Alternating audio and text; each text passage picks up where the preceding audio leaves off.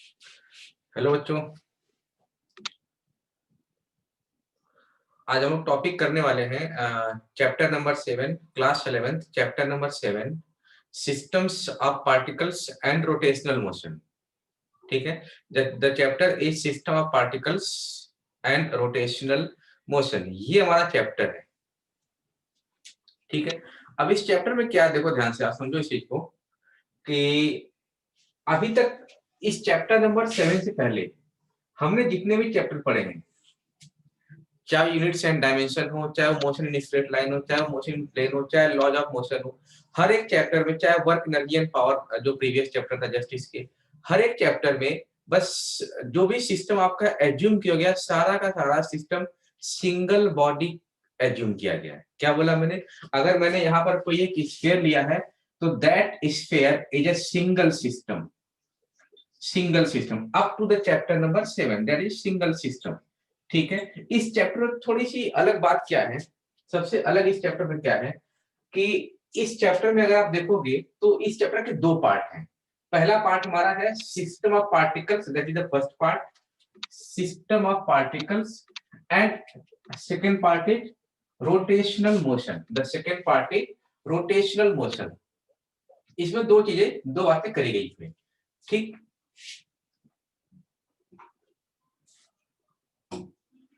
इसमें दो बातें करी गई है इस चैप्टर में। तो हम सबसे पहले पढ़ेंगे सिस्टम ऑफ पार्टिकल्स को। तो मैंने आपको अभी बताया कि इसके पहले जितने भी चैप्टर थे हमारे, हर एक चैप्टर में यही था कि सारा का सारा system was assumed to be a single body. ठीक, लेकिन यहाँ पर डिफरेंट चीज क्या है, समझते हैं इस चीज को। What is the different thing in this chapter? तो समझो आप इस चीज को, पहले इसको करेंगे, नेक्स्ट वीडियो में इसको करेंगे।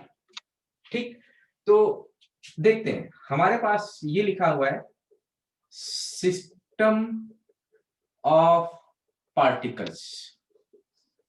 ठीक, सिस्टम ऑफ पार्टिकल्स। अभी हम सिंगल सिस्टम, एक सिस्टम निकलते हैं, तो मैंने यहां लिखा SYSTEM, सिस्टम ऑफ पार्टिकल्स। अगर आप इसको हिंदी में ब्रेक करो तो क्या निकल के आएगा? पार्टिकल्स का सिस्टम। पार्टिकल्स का सिस्टम मतलब, पार्टिकल्स का सिस्टम का मतलब क्या हो गया कि एक सिस्टम है जो बहुत सारे पार्टिकल से मिलके बना हुआ है, बहुत सारे पार्टिकल से मिलके ये बना हुआ है, जिसको हमने बोल दिया सिस्टम ऑफ पार्टिकल्स। यही हमने पढ़ना है, इसी की डिटेलिंग हमने इस पूरे चैप्टर में करनी है। ठीक है बच्चों, तो इस चैप्टर को करने के लिए मैंने कुछ बेसिक बातें करी आपसे, और उन्हीं बेसिक में अगर मैं थोड़ा सा आगे बढ़ूं तो इस चैप्टर को करने के लिए कुछ चीजें हमारे जनरली बहुत जरूरी है, हमारे लिए बहुत जरूरी, जैसे particles system, internal forces and external forces. ये चार चीजें आपको जाननी जरूरी है कि क्या होता है पार्टिकल्स, क्या होता है सिस्टम, क्या होता है इंटरनल फोर्सेस, एंड क्या होता है हमारा एक्सटर्नल फोर्सेस। तो सबसे पहले हम लोग समझते हैं पार्टिकल्स को। व्हाट इज द पार्टिकल्स, देखते हैं इसको। ठीक है, a particle is defined as an object whose mass is finite, मतलब मास की वैल्यू हम लेके चलेंगे, but whose size and internal structure, whose size and internal structure can be neglected। क्या शेप है, क्या साइज है, क्या स्ट्रक्चर है, किस तरीके से उसका बनावट है, उस पे फोकस हमने नहीं करना। हमने सिर्फ मास को फोकस करना। हाँ भाई, इसका मास M1 है, M2 है, M3 है, 2 kg, 4 kg, 5 kg, but we don't consider the size and internal structure of that object name particle. ठीक, तो this is the particle. And system क्या होता है, सिस्टम को समझते हैं। A system is the collection of very large number of particles with which mutually interact one and other. जहां पे बहुत सारे पार्टिकल्स मिल जाएंगे, जहां पर बहुत सारे पार्टिकल्स मिल जाएंगे और एक दूसरे से इंटरैक्ट करेंगे, हम लोग उसी को बोलते हैं सिस्टम। जैसा कि अभी बताया मैंने आपको, सिस्टम ऑफ द पार्टिकल्स यानी पार्टिकल्स का सिस्टम, जहां पर बहुत सारे पार्टिकल्स कलेक्टिवली इकट्ठा हो रहे होंगे, उनको हम लोग बोलते हैं सिस्टम।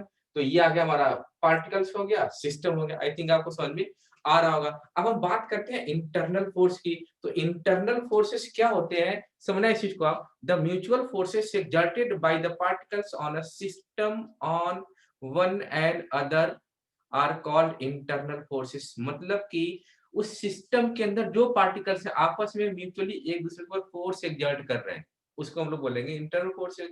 और एक्सटर्नल फोर्सेस कोई भी जैसे मैंने उस सिस्टम पर फोर्स लगाया, that is called the external forces. तो ये चारों पॉइंट आपने नोट करना, particle, system, internal forces and external forces. I think इसमें ऐसा कुछ है नहीं कि जिसमें आपको बताया जाए, बस आप सिंपली डेफिनेशन को आप नोट कर लो, वीडियो रोक के आप डेफिनेशन को नोट करके इसको आगे आगे ले चलते हैं हम लोग, ठीक है। ओके बच्चों, तो ये थे सारे बेसिक टॉपिक जो इस चैप्टर को करने के लिए हमें आना चाहिए। अब इस चैप्टर में सबसे इंपॉर्टेंट चीज है जो आपके एग्जाम में क्वेश्चन में भी आएगा, क्लास 11 में स्कूल में टीचर देते भी है, कंपटीशन में भी क्वेश्चन बनता है इस पे अच्छा खासा। The topic is centre of mass. Centre of mass short में ऐसे लिखते हैं, और इसको लिखेंगे हम लोग सेंटर ऑफ मास। अब ये क्या होता है समझते हैं इसको। पहली चीज, इस सेंटर ऑफ मास के बारे में जो आपको पॉइंट नोट करना है, ये आपको पता होना चाहिए। Centre of mass, centre of मास पढ़ेंगे, सेंटर ऑफ मास लिखेंगे COM। Centre of mass is not the मास। फिर क्या है? It is a point. ये पॉइंट है।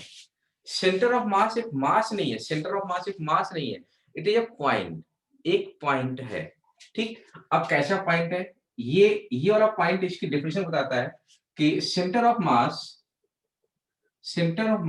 Is an imaginary point, is an imaginary point. Centre of mass is an imaginary point at which whole mass of the system is assumed to be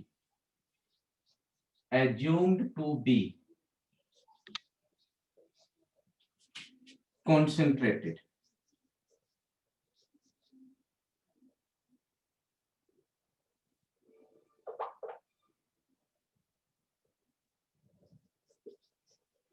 assumed to be concentrated।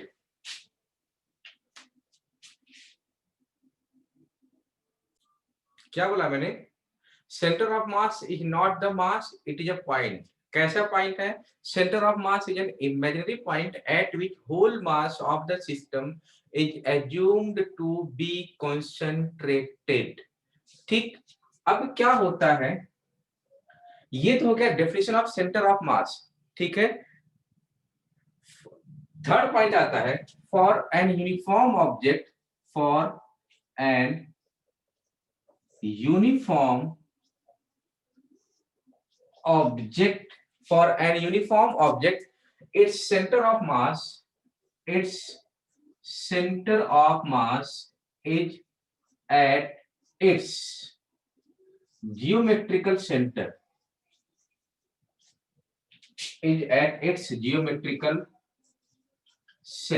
मतलब uniform object का मतलब क्या हो गया, समझते इस चीज को।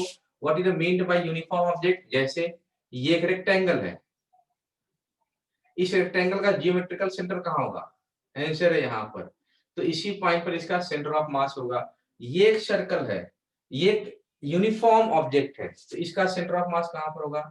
यहाँ पर होगा। अगर ये यूनिफॉर्मली डिस्ट्रीब्यूटेड है इसका मास, तो इसको हम लोग बोलेंगे इसका सेंटर ऑफ मास इसके जियोमेट्रिकल सेंटर पर होगा। यहाँ पर इसका सेंटर ऑफ मास आएगा और यहाँ पर इसका सेंटर ऑफ मास आएगा। इसको आप नोट करिए। अब सबसे इंपॉर्टेंट चीज, क्यों पढ़ते हैं हम लोग सेंटर ऑफ मास किसी भी बॉडी का? Why we study the centre of mass for any body? क्यों पढ़ते हैं, जरूरत क्या हुई सेंटर ऑफ मास को हमें पढ़ने की? तो समझते हैं इसको। देखो क्या होता है ये, अगर मैं आपको थोड़ा समझाने की कोशिश करूं, आपने इसको नोट कर लिया होगा। जैसे हम लोग मैकेनिक्स से प्रॉब्लम सॉल्व करते हैं, मैकेनिक्स में बहुत सारे प्रॉब्लम सॉल्व करते हैं, ठीक। अब उस बहुत सारे प्रॉब्लम को सॉल्व करने के लिए मैं आपको एक केस समझाता हूं कि why we study the centre of mass. समझो इस चीज को आप। देखो मान लो ये कोई एक बॉडी है, ठीक है, इस पे एक फोर्स लग रहा है F1, दूसरा फोर्स लग रहा है F2, तीसरा फोर्स लग रहा है F3, चौथा फोर्स लग रहा है इस पे F4 एंड फिफ्थ फोर्स इस पे लग रहा है आपका F5, ठीक। with this force the body will displaced how much। कैसे करेंगे कैलकुलेट हम लोग? तो हमारा कैलकुलेशन का सिंपल तरीका क्या होता है कि displacement in this body with, मैं लिखता हूं इसको, मान लो with all these forces, with all these forces, with all these forces, suppose body moved by, suppose body moved by a displacement, moved by a displacement x, moved by a displacement x। तो क्या निकालेंगे हम? Suppose हमें निकालना है work done, हमें निकालना है work done, then what will be the work done? Work done is equal to क्या जाएगा? एफ नेट, यानी नेट फोर्स इनटू डिस्प्लेसमेंट। अब जो नेट फोर्स आएगा that will be F1 plus F2 plus F3 plus F4 plus F5 into displacement x, ये हो गया F net into x, work done. Simple कर लिया आपने कैलकुलेट, कोई दिक्कत नहीं। अब अगर मैं आपसे ये पूछूं सवाल F नेट इनटू x, अब अगर मैं आपसे एक सवाल पूछूं कि मैं पूछूं फोर्स F1 कहां लग रहा है, आप बोलोगे सर इस पॉइंट में लग रहा है। मान लिया ये पॉइंट हमारा A है, इस पॉइंट लग रहा है। मैंने पूछा F2, आपने बोला सर इस पॉइंट पे। मान लिया पॉइंट P है, C है, D है, E है, ठीक है। आपको इंडिविजुअल फोर्स जो लगे थे उनकी जो एप्लीकेशन पॉइंट थे वो आपको पता है कि where is the point of application of F1 F2 F3, वो आपको क्लियरली दिख रहा है। लेकिन अगर मैं पूछूं आपसे what is the application point of, what is the application point of F net, कहां पर लग रहा है नेट फोर्स हमारा, किस जगह पर हमारा नेट फोर्स लग रहा है? तो इसका क्या जवाब होगा? इसका क्या जवाब होगा? तो क्या बताएंगे इसको हम लोग? बताइए, सोचिए और बताइए। मैं ये जवाब देना चाह रहा हूं कि हम सेंटर ऑफ मास क्यों पढ़ते हैं, ठीक। तो इसका जवाब ये है, जो 3 पॉइंट लिखे थे आपने उसके नीचे चौथा पॉइंट लिखिए, उसी में चौथा पॉइंट लिखिए कि centre of mass is that point, centre of mass is that point at which center of mass is that point, sorry क्या लिखा है, center of mass is that point at which the net force of the system is applied to solve the problem in mechanics। This is the importance of center of mass। Second point था आपका definition of centre of mass, fourth point आपका importance of centre of mass. तो आप इसका जो ये question लिखा मैंने, what is the application of F net, तो आप इसका आंसर लिख सकते हो based on that point. F net is the point of application, the point of application of F net is equal to, या F net is its center of mass, it's मतलब उस body का centre of मास, यानी इसका कहीं पर जहां पर भी सेंटर ऑफ मास आ रहा होगा वहां पर हम मान लेंगे कि F net लग रहा होगा। अब कहां पर आएगा इसका सेंटर ऑफ मास, वो हमें कैलकुलेट करना है। तो आप यहां तक इसको नोट करिए।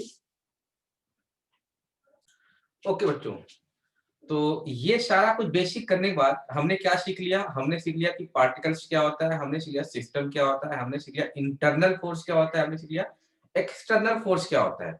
उसके बाद हमने सीखा सेंटर ऑफ मास क्या होता है और इसको क्यों पढ़ते हैं हम लोग। अब इसके बाद आते हैं मोस्ट इंपॉर्टेंट टॉपिक, इसी पे आगे बढ़ते हैं, सेंटर ऑफ मास पे ही, इसके न्यूमेरिकल पोर्शन पे। हेडिंग आएगा हमारा calculation of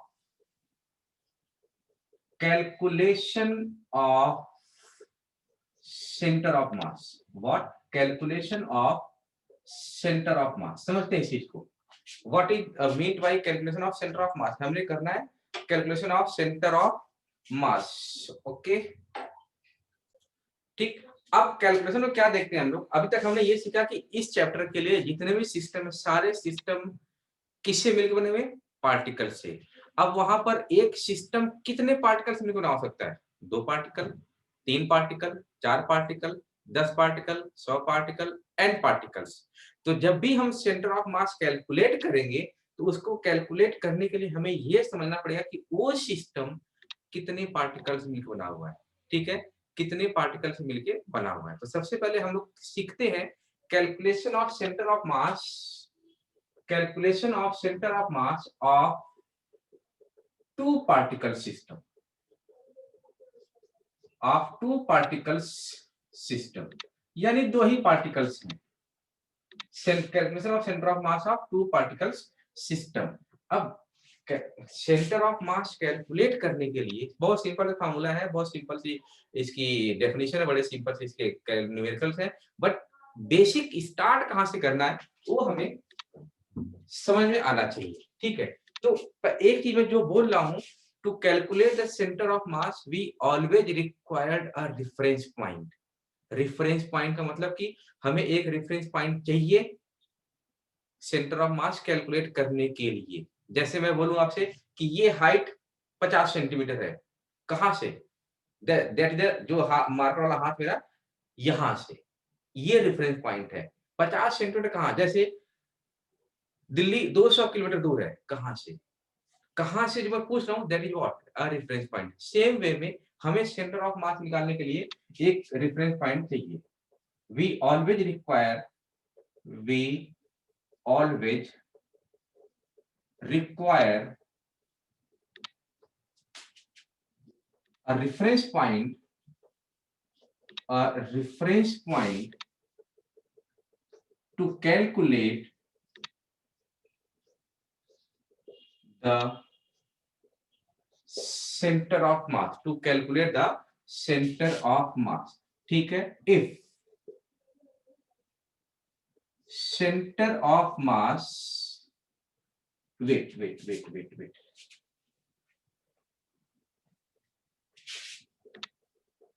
center of mass means the reference point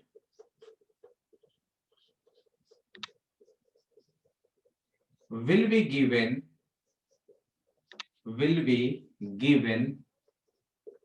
in the question। मतलब आपको ये बताया जाएगा कि किस पॉइंट से आपको सेंटर ऑफ मास कैलकुलेट करना है। तीसरा पॉइंट, अच्छा ये सारे पार्टिकल से लिख रहा हूं, चाहे 2 पार्टिकल, चाहे 3 पार्टिकल, चाहे n पार्टिकल्स हो, हर के लिए लिख रहा हूं मैं। ठीक है, if reference point is not given, if reference point is not given, then origin of the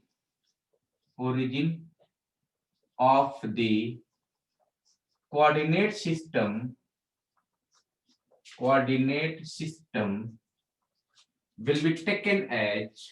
will be taken as reference point, will be taken as reference point। तो कोई भी क्वेश्चन सॉल्व करते टाइम हमें इन तीनों बातों का ध्यान देना जरूरी। किसी किसी क्वेश्चन गिवन होता है और मोस्टली क्वेश्चन में आपको ये मानना पड़ेगा कि जो हमारा कोऑर्डिनेट सिस्टम है उसके ओरिजिन को हम लोग रेफरेंस पॉइंट लेके चलेंगे। अब मैंने क्या लिखा था, two particle system, calculation of centre of mass of two particle system. तो देखो क्या होता है, मान लिया ये हमारा कोऑर्डिनेट सिस्टम है, इसको आप लोग नोट कर लीजिए इस पॉइंट को।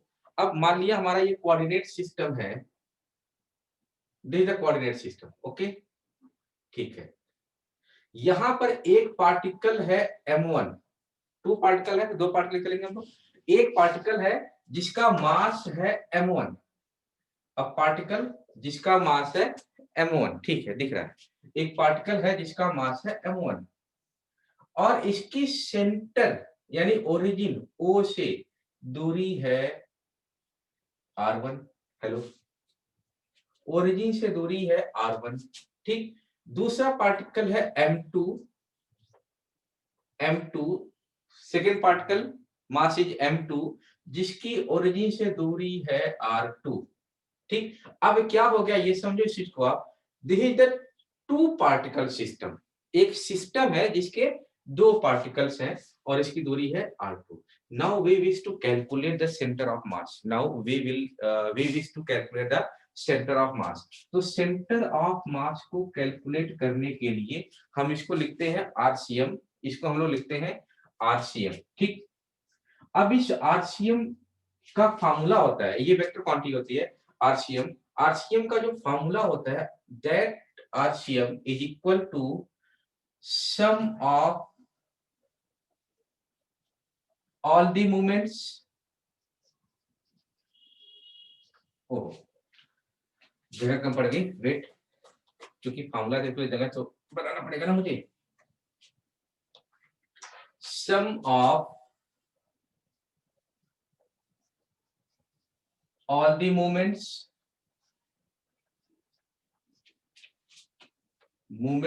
divide by all the masses, या इसको लिख सकते हैं टोटल मास, सॉरी इसको लिख सकते हैं हम लोग total mass. That is the formula for calculation of centre of mass, that is the formula for centre of mass, ठीक है। अब आपके मन में एक सवाल सर, ये नया वर्ड क्या क्या, मोमेंट्स, मोमेंट्स क्या होता है समझो ध्यान से आप, what is the mean by moment.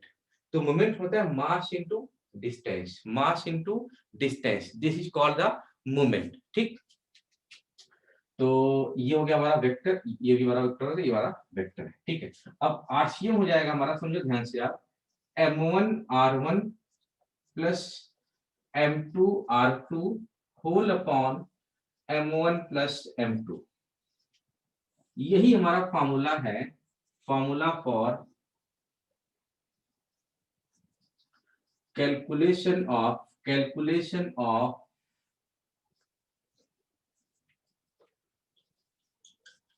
Centre of mass, m1 r1 plus m2 r2 whole upon total mass m1 plus m2, ठीक। ये फार्मूला है, उसके बाद हमने ये लिख दिया मैथमेटिकली फार्मूला। ये हो गया हमारा two calculation of centre of mass, यही सिर्फ फार्मूला है। यहाँ क्यों क्या किया हमने, सिर्फ दो पार्टिकल्स हैं और इस दो पार्टिकल्स का सिस्टम है, तो इसका सेंटर ऑफ मास सोचो कहाँ आ रहा होगा, सिंपल समझना, कहाँ आ रहा होगा, ये है r1 और ये है r2, ये रहा m1 ये रहा m2, तो इसका सेंटर ऑफ मास कहीं पर ये आ रहा होगा, जिसको आप डिनोट कर सकते हो RCM से, दिस इज RCM, ठीक। यहां पर ये आ रहा होगा, ये इसका पॉइंट हो गया, this is the point of centre of mass, ठीक। इसीलिए इसको बोला गया हाइपोथेटिकल पॉइंट, समझना जानते हैं डेफिनेशन को, एक मास यहां पर है दूसरा मास यहां पर है, तो हवा में है, so this is the hypothetical point, ठीक। ये हो गया हमारा सेंटर ऑफ मास का पॉइंट, ये यहाँ पर कहीं पर आ रहा होगा। अब आपको मन में सवाल कि सर जोड़ी के सेंटर में है, ये यहाँ भी आ सकता है और ये यहाँ भी आ सकता है, depending which mass is greater.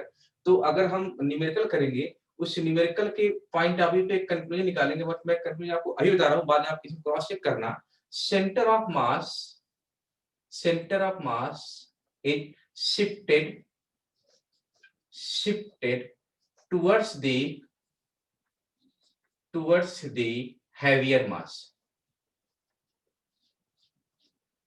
heavier mass, ठीक। जो मास भारी रहेगा सेंटर ऑफ मास उसकी तरफ शिफ्ट हो जाएगा। जरूरी नहीं कि बिल्कुल उसके ज्योमेट्रिकल सेंटर पर हो। हाँ, जो यूनिफॉर्म ऑब्जेक्ट होते हैं उनका सेंटर ऑफ मास उसके ज्योमेट्रिकल सेंटर पर होगा, लेकिन जो नॉन यूनिफॉर्म ऑब्जेक्ट है उनका सेंटर ऑफ मास उसके ज्योमेट्रिकल सेंटर पर कतई नहीं होगा। डिपेंड करता है कि कहाँ पे मास ज्यादा है। अब मान लो अगर m1 ज्यादा हुआ m2 से, तो सेंटर ऑफ मास कहीं यहाँ पर आ जाएगा इसका, सेंटर ऑफ मास कहीं यहाँ पर आ जाएगा इसका। और अगर m2 ज्यादा हुआ तो सेंटर ऑफ मास कहीं यहाँ आ जाएगा जी, इस तरीके से देखेंगे वो भी इसको हम लोग न्यूमेरिकल में। तो आप इसको नोट करिए। तो ये था हमारा centre of mass for two particle system, अभी मैंने तो इरेज नहीं किया। ठीक, इसी तरीके से आ जाएगा हमारा centre of mass of n particles, n particle system, जहां पर बहुत सारे पार्टिकल्स हो, ढेर सारे पार्टिकल्स हो, उसको हम लोग बोलते हैं centre of mass of n particle system. ठीक है, देखो ध्यान से क्या होगा, ये हमारा हो गया कोऑर्डिनेट सिस्टम, x और y कोऑर्डिनेट, मुझे जेड भी आ सकता है, बट हमारा 99.9999% प्रॉब्लम दो कोऑर्डिनेट में हो जाएंगे। ठीक, तो मान लिया एक पार्टिकल ये है m1 r1, दूसरा m2 r2, तीसरा m3 r3। ठीक, ऐसे करते करते करते करते करते m4 r4 m5 r5 something, ऐसे करते करते आप आ गए यहाँ पर mn rn। ठीक, this is the system of n particles. अब इसका सेंटर ऑफ मास निकालने के लिए क्या करेंगे, सेम वही चीज, RCM of n particle system is equal to m1 r1 movement of first particle plus m2 r2 plus dash dash dash mn rn whole upon m1 plus m2 plus m3 plus mn. This is the formula for calculation of center of mass of n particle system. Formula for calculation of center of mass of n particles system। ठीक, तो ये तो आ गया हमारा formula for calculation of n particle system. अब एक ही हमने पढ़ी हुई है क्या,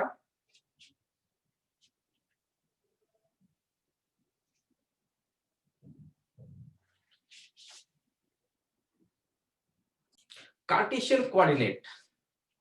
कार्टेशियन कोऑर्डिनेट हमने जो पढ़ा हुआ है उसके फॉर्म में क्या आएगा हमारा सेंटर ऑफ मास। जैसे यहाँ पर आरसीएम है, उसी तरीके से यही RCM in terms of Cartesian coordinate क्या निकल के आएगा। देखो ध्यान से क्या होता है, उसी को समझते हैं और उसी पे बेस हम लोग क्वेश्चन करा के मैं क्वेश्चन पे आऊंगा। ठीक है, ठीक है, Cartesian coordinate of the center of mass, Cartesian coordinates of the center of mass। ठीक है, अब इसमें देखो ध्यान से समझो इस चीज को, अगर ये हमारा कोऑर्डिनेट सिस्टम है और यहाँ पर एक पॉइंट है m1, आपने इसकी ओरिजिन से डिस्टेंस बता दी, जिसको हम लोग बोलते थे पोजीशन वेक्टर, वो तो बता दिया आपने। लेकिन अगर मैं पूछूं इस m1 पार्टिकल का x1 में कितनी, x डायरेक्शन में कितना डिस्टेंस है, that is x direction, x coordinate, and this one is y coordinate. तो x1 में कितना है ये बताओगे, sir this is x1, y1 this one is y1। ठीक, इसी तरीके से हमारा एक पार्टिकल है m2। ठीक, अब इसका डिस्टेंस कितना है,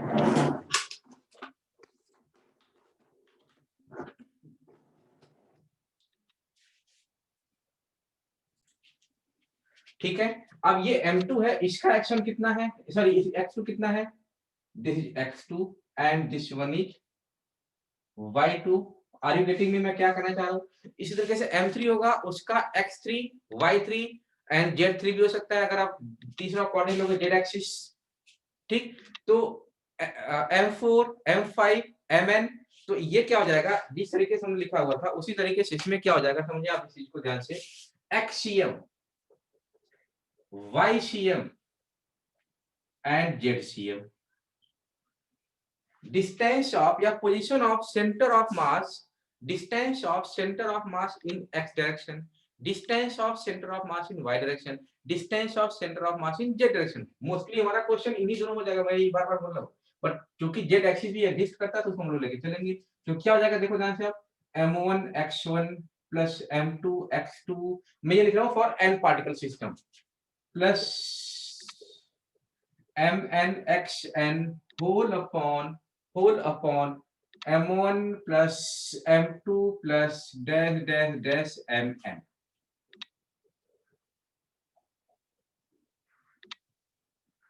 ठीक, इसी तरीके से जाएगा हमारा m1 y1 plus m2 y2 dash dash dash mn yn whole upon m1 plus m2 plus mn।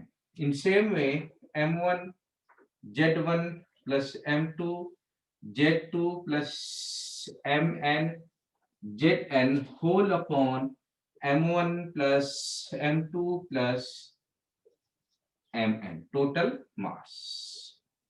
This is the formula for calculation of center of mass in coordinate system। Formula for calculation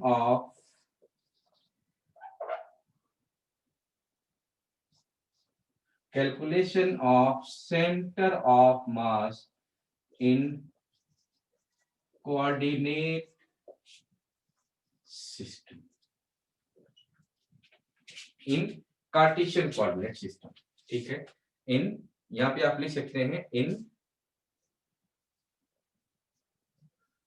Cartesian coordinate system, इसको आप note करिए। अब सीधे आते हैं numerical. Okay, तो जैसा मैंने कहा था सीधे क्वेश्चन पे आते हैं हम लोग। क्वेश्चन है, ये क्वेश्चन गिवन है, सिर्फ इतना पार्ट गिवन है, डायग्राम हमने खुद से ड्रॉ करना है। किसी किसी क्वेश्चन में डायग्राम गिवन होगा, किसी किसी क्वेश्चन में डायग्राम खुद से ड्रॉ करना होगा। देखो ध्यान से क्या होता है, 3 masses 3 4 and 5 kg, 3 masses 3 4 and 5 kg are located at the corners of an equilateral triangle of side 1 meter। यानी इक्विलैटरल ट्रायंगल के तीनों कॉर्नर पर ये 3 मासेस हैं और उनका साइड जो है ट्रायंगल का, जो हर साइड है, तीनों साइड है, वो 1 मीटर का है, of 1 metre. Locate the centre of mass of the system. Simple सा इतना सा क्वेश्चन हमारा है ये। तो देखो ध्यान से देखते हैं क्या होता है। पहले ड्रॉ करते हैं equilateral triangle. Okay, suppose this one is the equilateral triangle of each side of 1 meter, each side of 1 meter। ये साइड थोड़ा सा डिस्टर्ब लग रहा है मुझे, और भी ज्यादा डिस्टर्ब हो गया, सही है, ठीक है, वेट, यहां पर ड्रॉ करता हूं मैं। Suppose this one is the equilateral triangle. अब ठीक है, equilateral triangle of each side of 1 meter, each side of 1 meter, 1 meter and 1 meter। Suppose किया यहाँ पर हमारा 3 kg है, यहाँ पर हमारा 4 kg है, और यहाँ पर हमारा 5 kg है। बस यही चीज गिवन है, अब कुछ भी गिवन नहीं है। यानी मैंने आपको क्या बोला था कि हमें रेफरेंस पॉइंट चाहिए है। अगर रेफरेंस पॉइंट गिवन नहीं तो हम क्या करेंगे, ओरिजिन को ही हम रेफरेंस पॉइंट मान लेंगे। तो मान लिया हमारा ये ओरिजिन पॉइंट है, दिस इज द कोऑर्डिनेट। ठीक, ये हो गया हमारा y axis and suppose this one is the coordinate, ये हो गया हमारा x एक्सिस। समझ में आ रहा है? ठीक है, अब ये हो गया हमारा origin. Tick this origin as reference point, ये हमारा ओरिजिन रेफरेंस पॉइंट की तरह काम कर रहा है। ठीक है, अब इतना पॉइंट हमें समझ में आ गया तो अब मैं क्वेश्चन को इरेज कर सकता हूं। अब ये स्पेस मिल जाएगा मुझे सॉल्व करने के लिए।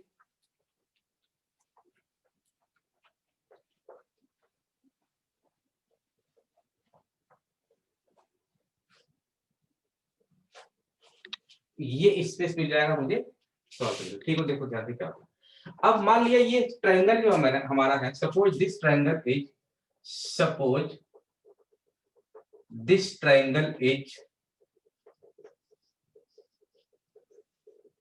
in xy coordinate, xy coordinate यानी दो कोऑर्डिनेट मान लेते हैं हम लोग, xy में है, z की जरूरत है नहीं क्योंकि ट्रायंगल हमारा 2D पिक्चर होता है, 2 डायमेंशनल पिक्चर होता है, तो उसकी जरूरत नहीं हमें उसको xy z मानने की। तो xy हमारा कोऑर्डिनेट मान लिया हमने। ठीक है, and take origin as reference point, origin as reference point. ठीक है, ओरिजिन हमारा रेफरेंस पॉइंट है ये ओ, लिखा नहीं मैंने, लेता हूं, चलो इसको मान लिया हमने ओ। ठीक, अब क्या करना हमने करना है कैलकुलेट एक्सियम और हमने करना है कैलकुलेट वाईसीएम। एक्सियम और वाईसीएम यही दो चीजें हमने निकालनी है। अब एक्सियम वाईसीएम निकालने के लिए हमें उसका x1 पता होना चाहिए, x2 पता होना चाहिए और x3 पता होना चाहिए, 3 पार्टिकल्स है। इसी तरीके से हमें उसका m1 पता, सॉरी y1 पता होना चाहिए, y2 पता होना चाहिए और y3 पता होना चाहिए। तो देखते हैं, पहले सपोज निकाल लेते हैं इसको।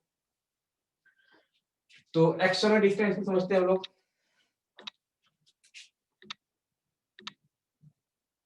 ठीक, दिस इज द ओ, ये हमारा ओ रेफरेंस पॉइंट, चलो मैं इसको ब्लू से लिखता हूं।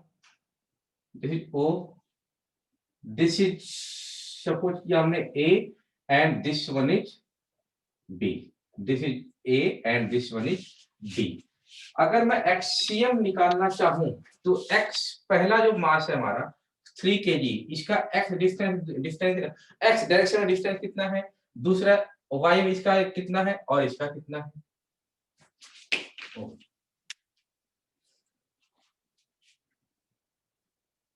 तो ये पूरा पूरा आपका 1 है, तो ये कितना होगा 0.5 मीटर।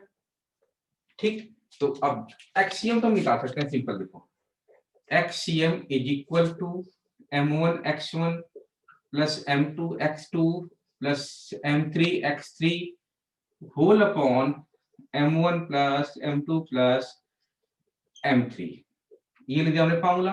अब देखते हैं ट्रायंगल को और एक्सियम की वैल्यू निकालते हैं। m1 मतलब 3 kg इंटू x डायरेक्शन में ओरिजिन से रेफरेंस पॉइंट से दूरी कितनी इसकी है 0, ठीक, प्लस m2 कितना है 4, x डायरेक्शन में ओरिजिन से रेफरेंस पॉइंट से दूरी कितनी है, ओरिजिन को ही हमने रेफरेंस पॉइंट माना हुआ है 1, ठीक, प्लस m3 मतलब 5। अब इसकी x डायरेक्शन में दूरी कितनी है x ओरिजिन से, तो कितना हो जाएगा हमारा ये 0.5। देखो ना x डायरेक्शन देखना, ऐसे नहीं देखना, x डायरेक्शन में, तो ये आ गया हमारा 0.5 होल अपॉन 3 प्लस 4 प्लस 5। तो एक्सियम अगर आप इसको सॉल्व करोगे 0 प्लस 4 प्लस 2.5 होल अपॉन 12 और ये आ गया हमारा 6.5 upon 12। XCM is equal to आ गया हमारा 6.5 अपॉन 12। अब इसको सॉल्व करो, बताओ कितनी वैल्यू आएगी एग्जैक्ट वैल्यू एक्सियम की। तो सॉल्व करने के बाद ये आ जाएगा हमारा एक्सियम इज इक्वल टू 6.5, अगर मैं इसको डिवाइड करूंगा लाइक दिस, तो ये आ जाएगा हमारा 0.54 क्या सेंटीमीटर की मीटर, मीटर, यानी centre of mass x direction में ये पूरा 1 है, कहीं यहां पर आ रहा होगा। ठीक है, तो ये आप इसको नोट कर लीजिए, इसको समझ लीजिए, अभी बताना पड़ेगा आपको। ठीक, इसी तरीके से हम लोग लिखते हैं वाईसीएम। अब वाईसीएम में ना देखते हैं, देखो क्या आएगा, m1 की y1 डायरेक्शन में दूरी कितनी है, यानी कि पहले फॉर्मूला में m1y1 plus m2y2 plus m3y3 whole upon m1 plus m2 plus m3, ये हो गया हमारा फॉर्मूला। ठीक, YCM is equal to 3 into 0, ये रहा, और y में दूरी 0 प्लस m2 की y में दूरी कितनी है बताएगा कोई मुझे? 4 इंटू, बताओ, सोचो सोचो सोचो, 0 प्लस 5, 5 की कितनी दूरी है y डायरेक्शन में? अब वो हमें निकालना पड़ेगा। देखो ध्यान से, ये रहा 5 और ये रहा y डायरेक्शन, तो हमें ये निकालना पड़ेगा कितनी वैल्यू आएगी इसकी। तो this is 1 metre and this is 0.5 metre. ठीक, तो अगर ये O है, ये A है, ये B है, तो मैं यहाँ पर रख करके निकाल सकता हूँ, फिर मैं इस पे आता हूँ अभी। तो ये हो जाएगा हमारा AB is equal to under root, AB is equal to under root, यानी आप यूज करो पाइथागोरस थ्योरम, तो ये जाएगा हमारा 1 का स्क्वायर माइनस 0.5 का स्क्वायर, 1 का 1 माइनस 0.5 मतलब 0.25। अब इसको आप सॉल्व करके बताओ कितना आंसर आएगा मुझे।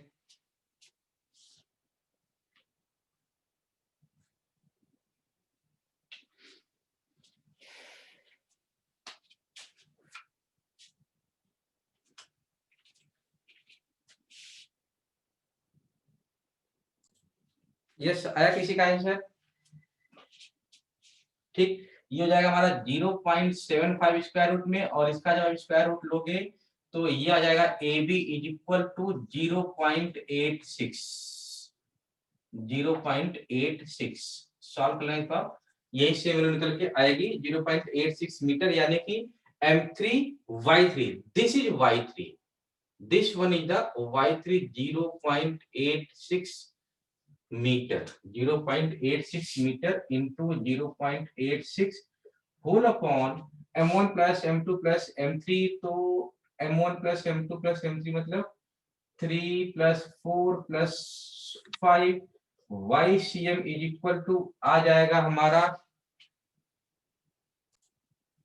ये हमारा आ गया 0 0 प्लस 0 प्लस ये उसका मल्टीप्लाई करोगे क्या जाएगा 4.3 डिवाइड बाई 5 का 30, 5, हाँ ठीक है, 4.3 डिवाइड बाई 12, और YCM अगर आप इसको सॉल्व करोगे तो यह आ जाएगा 0.36 मीटर, डिवाइड करके आंसर आ जाएगा हमारा 0.36 मीटर। यानी देखो ध्यान से आप, ये आ गया हमारा XCM 0.54 और ये आ गया हमारा 0.36 मीटर। अब इसको आप फिजिकली लोकेट कर सकते हो कि where the centre of mass, position of the centre of mass कहाँ पे आएगा। देखो ध्यान से आप इसको थोड़ा फील करते हैं हम लोग। रेड मार्कर कहाँ गया मेरा, ये रहा, ठीक है। देखो 0.54, ये पूरा 1 मीटर, यहाँ पर है 0.5, यानी 0.4 हल्का सा यहाँ ज्यादा होगा थोड़ा सा, ठीक। और 0.36, तो ये हो जाएगा आपका हाफ पोर्शन, ये है, ये 0.86 और 0.36 कहीं यहाँ पर आ रहा होगा, यहाँ पर, यानी दिस इज, हालांकि ये क्वेश्चन का पार्ट नहीं है, बट आप फील करो कि what is the mean of centre of mass. तो इसका सेंटर ऑफ मास यहाँ पर होगा, जिसको आप लिख सकते हो सेंटर ऑफ मास का 0.54 यहाँ पर, और नहीं गलत लिख दिया मैंने, गलत हो गया, थोड़ा सा स्लाइटली राइट होगा ना, ये ठीक, 0.54 ये और 0.36 ये, तो कहीं यहाँ पर इसका सेंटर ऑफ मास होगा, जिसको आप लिख सकते हो 0.54, 0.54 कॉमा 0.36, और ये दोनों दोनों किसमें है, मीटर में। That is the complete solution of this question. इसी तरीके से लोग एक सेकंड क्वेश्चन का भी करते हैं। ओके बच्चों, थैंक यू, आज के लिए इतना ही। नेक्स्ट वीडियो में हम कुछ और क्वेश्चन करेंगे, ठीक है। उस वाले वीडियो में सिर्फ क्वेश्चन ही क्वेश्चन करेंगे, नहीं मतलब 4 या 5 क्वेश्चन करते हैं, ठीक है। आज के लिए थैंक यू।